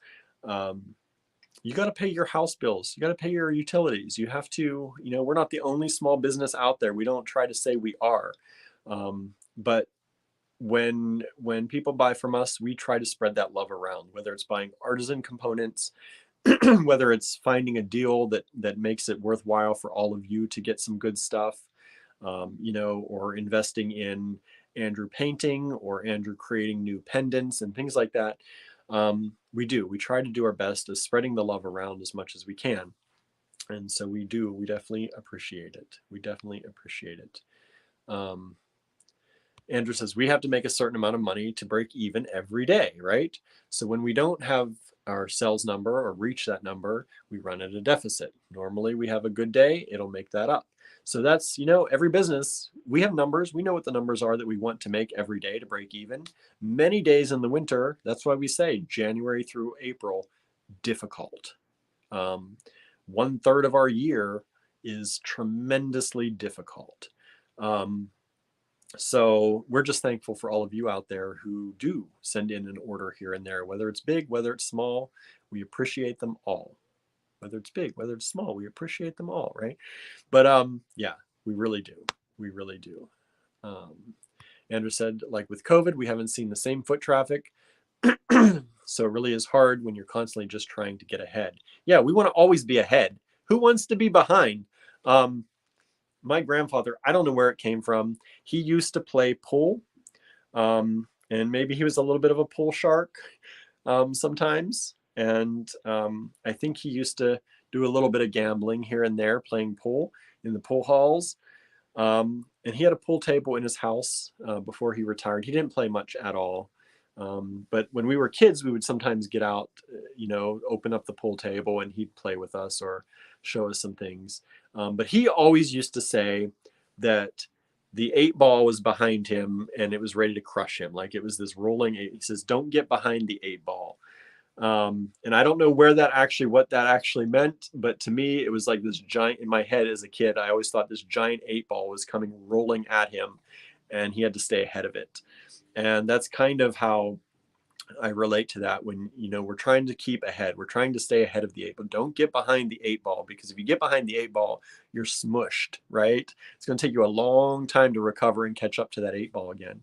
So that's why we kind of try to keep going and stay ahead of the 8-ball. So that's what it is. Diane just checked her beads. I could have could use the ones I bought, but there might be a better match. So I'll be back over soon. All right, Diane, we'll see you probably tomorrow, right? Or maybe not. I think you have that appointment tomorrow or something you said. But we'll see you soon. Suzanne signing off. Bad weather. Okay, Suzanne. Lots of good thoughts to you down there. I hope everything goes well. I hope it doesn't get too bad. Please keep us posted when you can. Let's see here. Barbara's just peeking in. Thanks for peeking in. We're just closing it down here soon, and I'm going to get home. Let's see here. Let's see.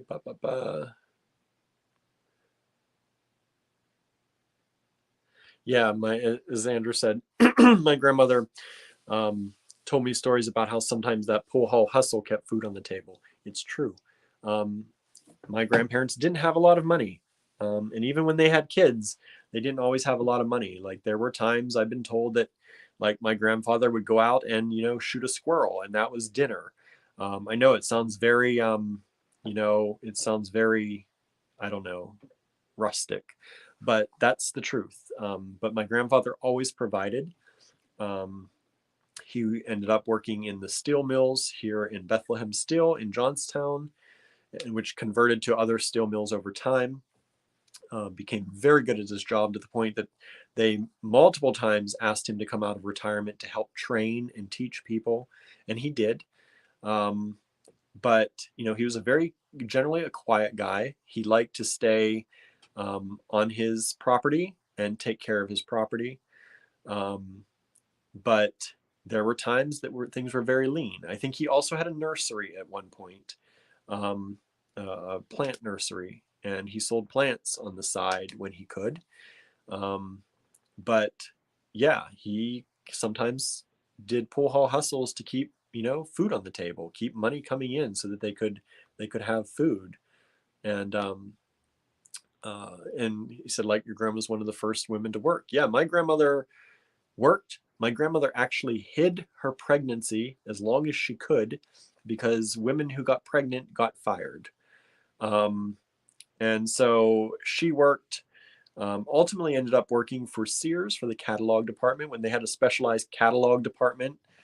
And she worked for them for a number of years. And yeah, but that also meant that my mom and my aunt and my uncle, my aunt grew up very fast and took care of her siblings, my mom and my uncle, and because she was the oldest. And they all did certain things, it was the time when kids grew up fast and worked and took care of each other when their parents had to work. So it's a hardworking family, and they didn't always have a lot of money, but they made things happen when they needed to. And that's, I hope that we do them proud in, we try to work hard. Yeah, things get hard. There's debt. Every business pretty much has it unless you're very fortunate or rich. But you work as hard as you can to pay those debts and to keep going and to continue pushing ahead to the point where hopefully it becomes easier. That's the goal. And thankfully for my grandparents, they were able to be comfortable at some point in their lives, and they were able to, as grandchildren, spoil us as grandchildren. And, they worked a long life, they worked a hard life to make it comfortable for their family. And so that's what, I try to work hard Andrew comes from the same kind of, hardworking people. And we both try to work hard to keep that going and to keep our family proud of us and what we do.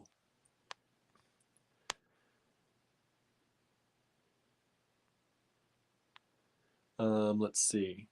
My grandmother also worked for the school district that we were in, which was another story. And she was paid less than the men she worked with. And she worked for men, of course. She came up with a lot of ideas that the men took. She would actually come up with ideas and write proposals for the men to present. And this was the kind of time it was. And, we like to think that we're completely out of that time period, but I don't know that we are. But there were a lot of things that she actually ended up leaving that job because she wasn't given enough credit and her credit kept being taken from her. And it was just one of those things that she put up with for as long as she needed to. And then she was able to leave. Excuse me. Marianne says, my family fished a lot to eke out the diet. Yeah, right? If you're near water, you fish. If you're near the woods, you hunt. And that's what my grandfather did.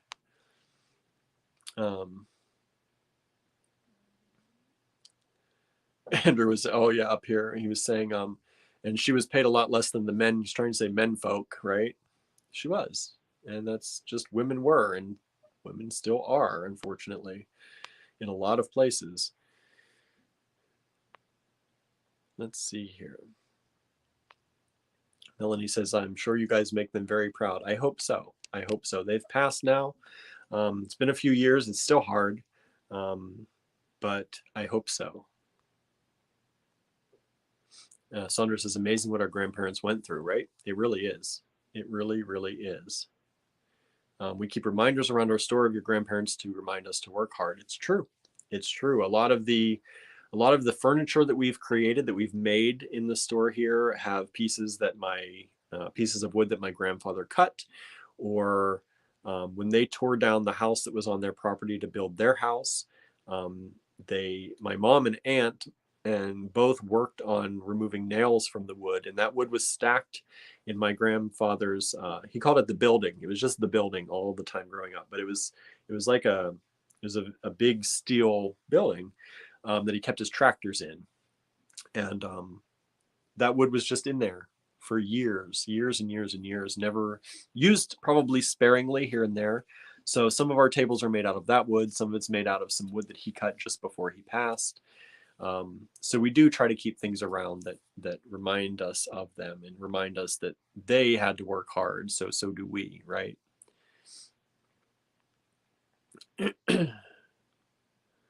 Melanie says, we ate a lot of beans and rice growing up. There were 4 of us kids. It's hard, right? It really is. A lot of you, I've talked about my mom and my dad. My dad had drinking issues and other issues. So he was around very seldomly in any type of fatherly or husbandly capacity. He went through a difficult period, and it made it difficult for us. But my mom kept it together. I don't know how. I guess, her kids were her life. We were her life. And I know that. And I can say that with 100% certainty that I know that's, she kept going for us.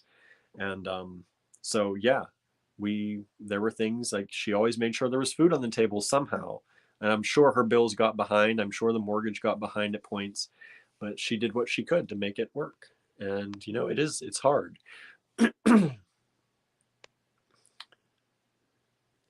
Andrew, when he was in the store, used to keep a locket of his grandmother over the register so she could watch over him. Yeah, we try to, whoops. Anderson, my grandparents started off in a log cabin. They made themselves with a dirt floor, right?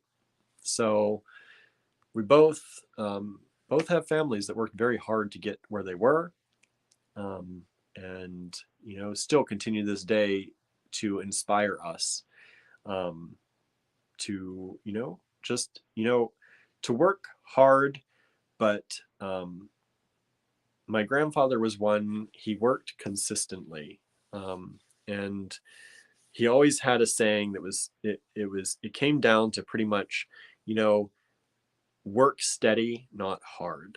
And, sometimes I forget that, and sometimes we forget that, and sometimes we burn ourselves out.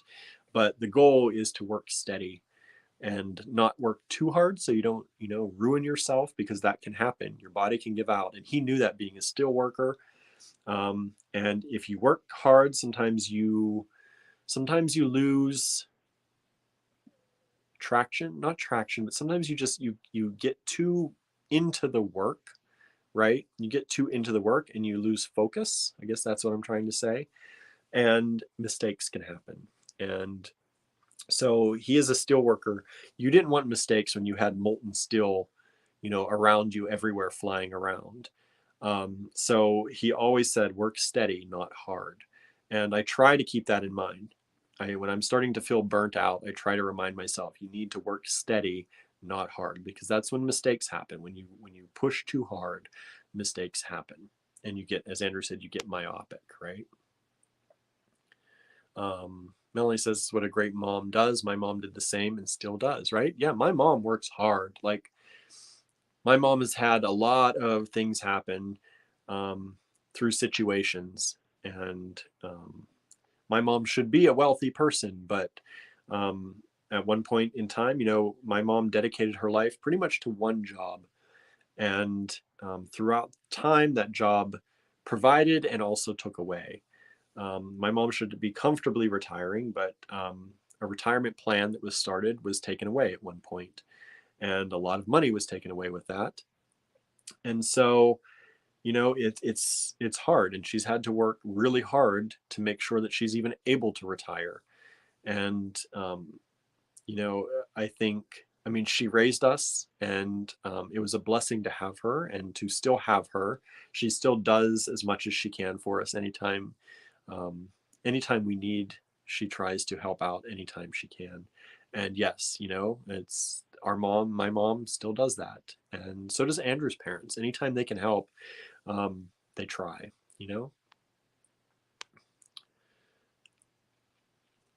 Marianne says, both sets of my grandparents emigrated in the 1920s to try and give their families a better life. Yeah, when you think about what people had to go through, it was I believe it was my great grandparents on my mom's side that came over here from Slovakia, Czechoslovakia then, and started the family life here.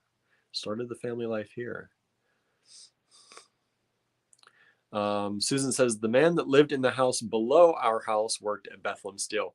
Hey, that's funny. Maybe he knew my grandfather. Who knows? Yeah, as Andrew said, even his dad, I believe in his late 70s, I want to say, is still working and cutting lawns as a landscaper to supplement their income, as they are. He is semi-retired. His mom is retired now, but in order to do that, his dad still works cutting lawns and doing landscaping. So Andrew said, my mom immigrated from the Philippines and it was super hard. Yeah, his mom did not have an easy start here in the United States. I've heard stories, some of them, and I'm sure there are more, but as he said, she came over during the civil rights time, and faced a lot of racism, being Filipina and trying to live here without really knowing the language well, or knowing anyone at all. So both of our families, have been through things, and in different ways. And the way that it shaped us, we try to be honest people, because that's been instilled in both of us, to work hard or work steady and be honest. My grandfather was known for not saying much, but he said things as they were most of the time. If he wasn't going to, as they say, he wasn't going to bullshit you, right? He would prefer not to talk to anyone at all. I think he the land that they were able to get, they were blessed in a way, because they took care of an elderly gentleman who had no one. It was just one of their neighbors, and he had a house. He had chickens that ran through his house. He had a farm for a while, And he owned the property that my grandparents now own, because they were kind. And, even though they didn't have a lot of money, they took care of him. But because they took care of him and he really had no one, he left them the property. And it was nearly 100 acres, and it was in very bad shape, very bad shape. The road was nearly unusable to get up to the property. It's on a steep hill, and the road was nearly unusable. There are pictures that I have seen of cars parked at the bottom of the hill, and you just had to walk up. And it's about a half a mile walk to get to the full top of the hill. And so my grandfather and my grandmother over time tore down. First thing was they tore down the house that was there because it was in such disrepair. um, they couldn't live in it, and it was amazing that he did, but he only did because he was in poor condition and couldn't do anything else. um, but he also refused to leave. So my grandparents did what they could for him, brought him food, took care of him as much as they could, and he left them the property. And over the next 30 years till the day he died, my grandfather would go out and fix it up, clean out the woods, burn brush, mow the grass, pull down trees, things that were rotting. He made it into a beautiful, beautiful place. And up until really the few weeks before he passed, because he had to be in the hospital, he had a stroke. He recovered from it, and was back out working again, and had another stroke. And that's what ultimately did him in. But up until that point, his heart doctor, my grandfather was in his 80s. His heart doctor in his 60s said, your heart is better than mine. Like, he just constantly just kept at it every day. He loved being on his land. He loved working it, and he loved, doing that daily input. And I think that's one of the reasons I saw that in him. And I think that's one of the reasons I cannot be away from our work. I like to take a break once in a while. I do have that in me. I think it's because we've worked all of our lives for everything, but I can't be away from it for long. I miss it when it's not there because I like to give my little daily input, whatever that is. And I think I get that from him and my grandmother too. My grandmother was hit by an automobile when she was young, and every once in a while she would take seizures from that. And so she ended up, that's one of the reasons she had to quit working, because it got to the point she couldn't drive. She wasn't able to drive herself. So just in case this would happen. So it was, it was one of those things that, even though she was not working, she was taking care of the family. She was doing the housework. She always had one of the biggest gardens I've ever seen, for a private person. And she was always planting flowers and doing gardening work and keeping herself busy too. So, we come from both Andrew says, my grandpa fought in the war and was really badly injured and almost died. The plane got shot down and he got shrapnel in his neck. When he came back, they started a small farm. Eventually they sold the farm and got a little ahead that way. Yeah. So it's, Andrew says, when my parents got married, their wedding dinner was a can of Vienna sausages and canned carrots and a bottle of Coke. See? It's we all come from different things. And people talk. I've heard, even in the town that we live in, when we first, for the first few years we lived here, I was everything. People thought I was wealthy. People thought I was a lawyer or a doctor. I heard a lot of things. People just, I guess when we started our business, people assumed we just had lots of money. And that's really not the case. Andrew and I both come from hardworking families that just believe in providing for your family. So one of the reasons that Andrew and I are very passionate about hopefully this pewter line, and it becoming kind of, I keep saying, the next evolution of what we do, and can hopefully become some way of generating some type of, not completely passive income, but some kind of, we manufacture it, and hopefully we can even wholesale it and things like that, where it becomes less of a, just a one-by-one sale. is because our parents, you know, at some point we want to be able to hopefully take care of them if they need. Um, we don't have kids. Um, and who knows, whatever we build will probably go to nieces and nephews or something. You know, it's we're still building it for something, if not for our own pleasure. You know, hopefully that somebody will want to take it over at some point. But we also want to be able to give back to our parents, who have given both of us so much, in different ways, and worked so hard to, you know, get us to where we are, and to, even if not being able to put us here themselves, to instill that quality of work and that quality of, you know, just the idea of quality. You work hard or you work steady and you do a good job, you do a quality job. And so, you know, our parents both provided for us in a lot of different ways. And, you know, nobody's perfect. Nobody's parents are perfect. But, um, you know, we want to make sure that we can build something here that can also help them, and that hopefully Andrew and I can give back to our parents. And, you know, make sure that my mom doesn't have to worry about retirement, and his dad can stop working if he wants to. You know, his dad seems to be a lot like my grandfather, in that he likes to have something to do.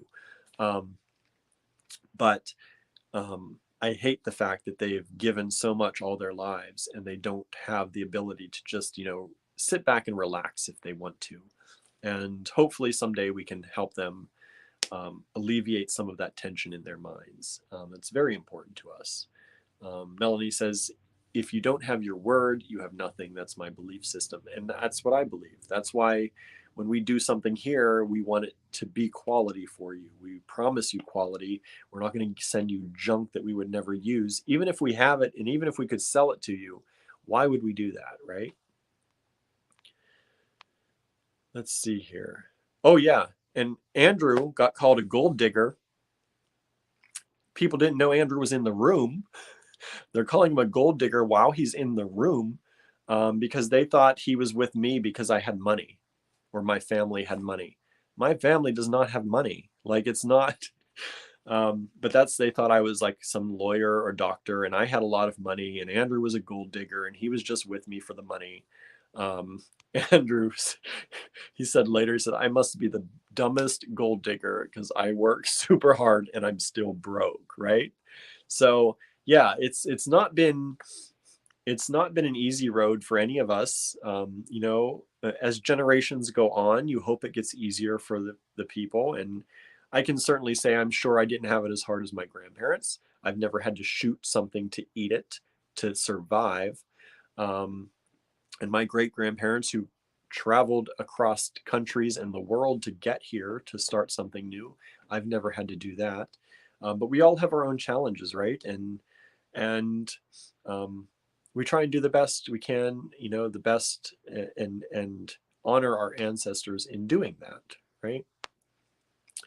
Melanie says, I love you guys because you are so humble and grateful for what you have. And thank you. And I'm glad that shows, because we are. Um, you know, we would love to do big things. Um, and if ever presented with that opportunity, we will do big things. Um, but until that point happens, we're still going to stay humble. You know, we're not doing this. I keep saying we're not doing it for us. Yes, it provides us a life. Um, but we're not in this. We could do anything to provide ourselves a life, right? We don't have to have our own business. We can work for other people. We can probably have an easier life at some points working for other people. Um, but we do this because we believe in creating the creative community, in giving people that, you know, I think sometimes we forget it, but how great it felt the first time we made something, right? Or the first time that we helped someone else make. That's my big thing.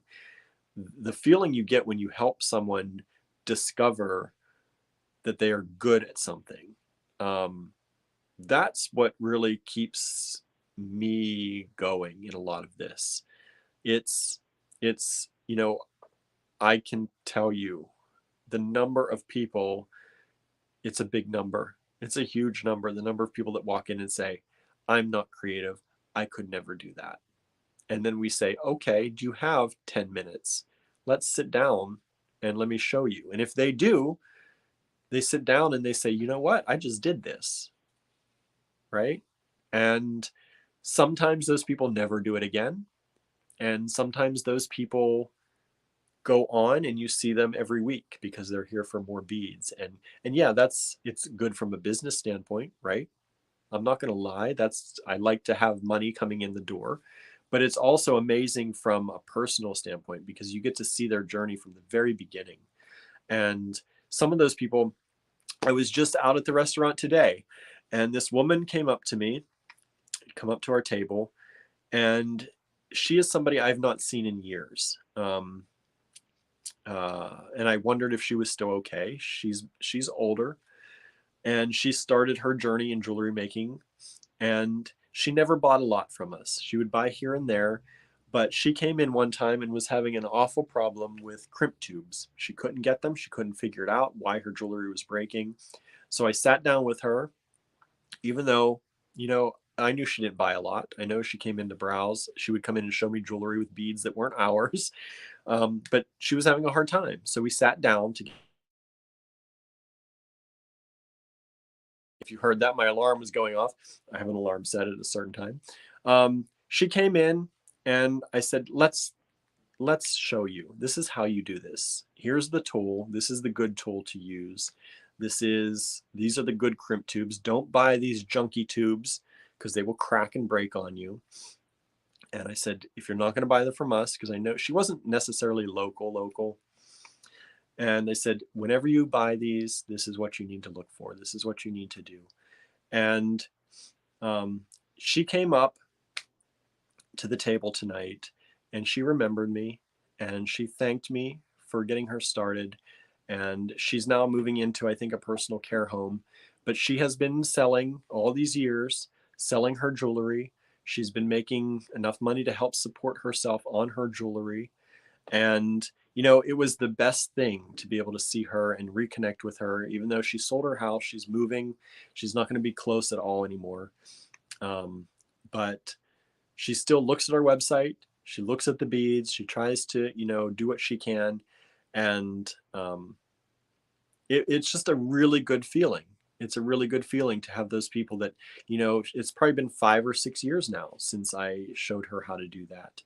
And she's been doing it all this time. Somebody who thought at the beginning she was going to give up because she couldn't do that. So those are the kind of things that make it worth it. And that's why we keep doing what we're doing. Like I said, life could be a lot easier working for someone else, working for a corporation, making money, and having a weekend, having an evening. You go home and forget your work. But it's, I think, more enriching and more worthwhile to do this than not. Andrew says, I'd like my books to eventually become a craft library. That would be great, right? I think that could be useful because you can't find, if you're interested in crafting, sometimes libraries don't even have a lot. You surely can't go to Barnes & Noble and buy books on jewelry making anymore. They have a section that has about 3 books. At least our local one does, and anyone we've been in. So resources are hard for people. And if you're just starting out, it's hard to sometimes invest in that kind of thing. Some of these books are expensive. So if you can get a craft library going, it's really good. Cynthia says, I'm so proud of you guys. Thank you. We're proud of you too. You all are rocking it, making a lot of new things. And I know that the lives and the social media stuff isn't necessarily your thing that you like to do, but you're doing a great job getting out there, and I'm proud of you for that, for getting out of your comfort zone, because I know that's not your comfort zone, being on lives and doing things, but it's been great to see you all do that, and we're proud of you too.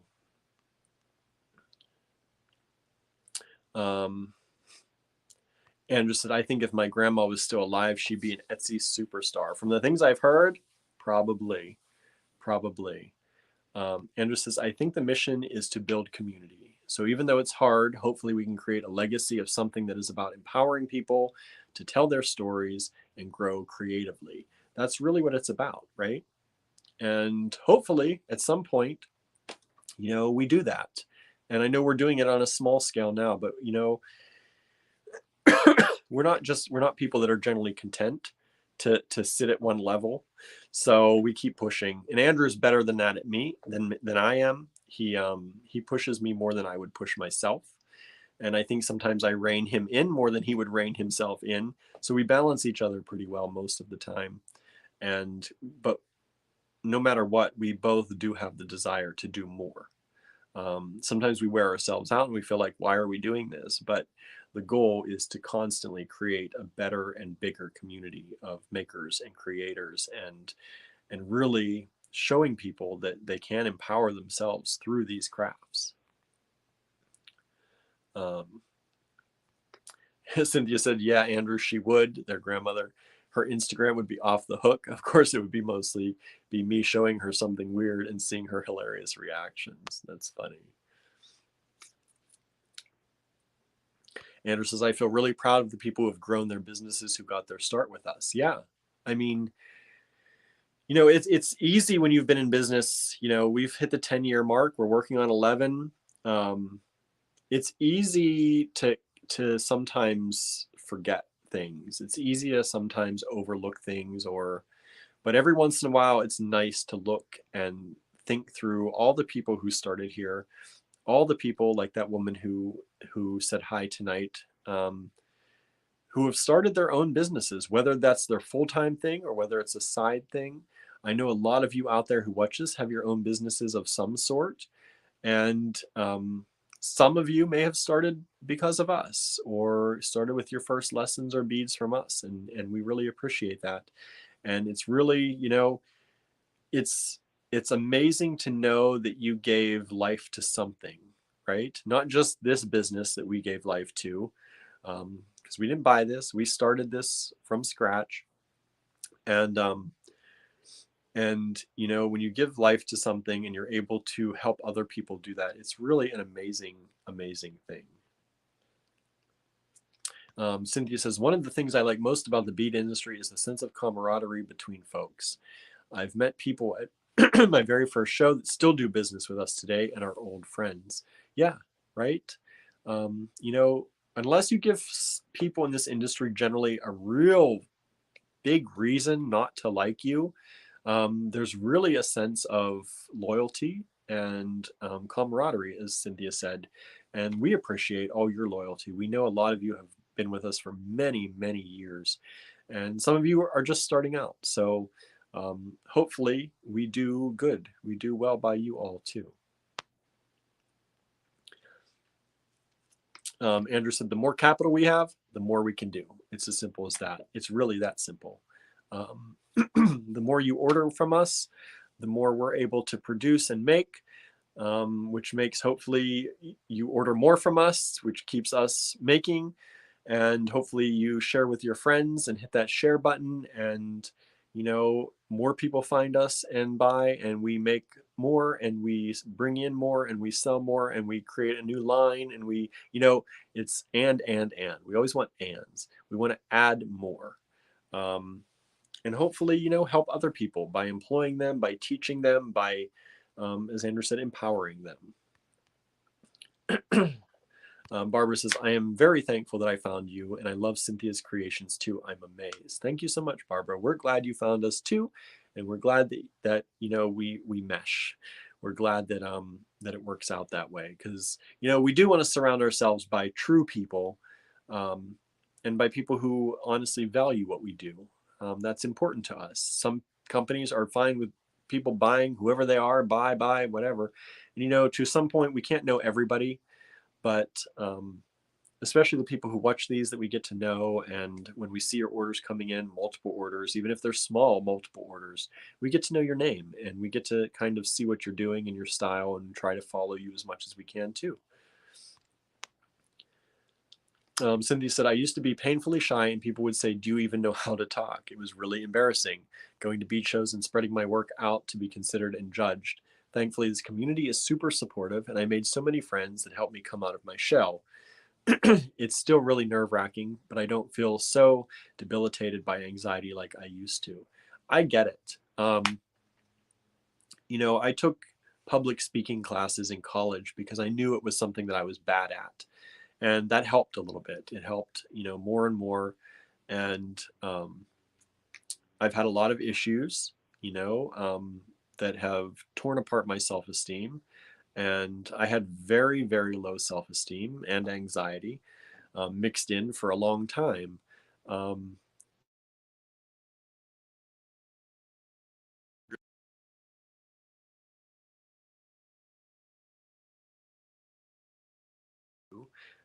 really does help. Um, I think my phone's about ready to die, and I don't have a plug here. So I need to keep moving, keep moving. Andrew says, one of our customers used to come in on our lunch break and make earrings. And she sold her earrings to pay for her daughter's dance classes. Now her daughter is going to the Juilliard. See, that's amazing. That's that gives you that like warm feeling, right? You feel like, okay, we're helping somebody and we're doing good, and this is more than just putting things on a string, right? This is creating passions. This is creating lives for people.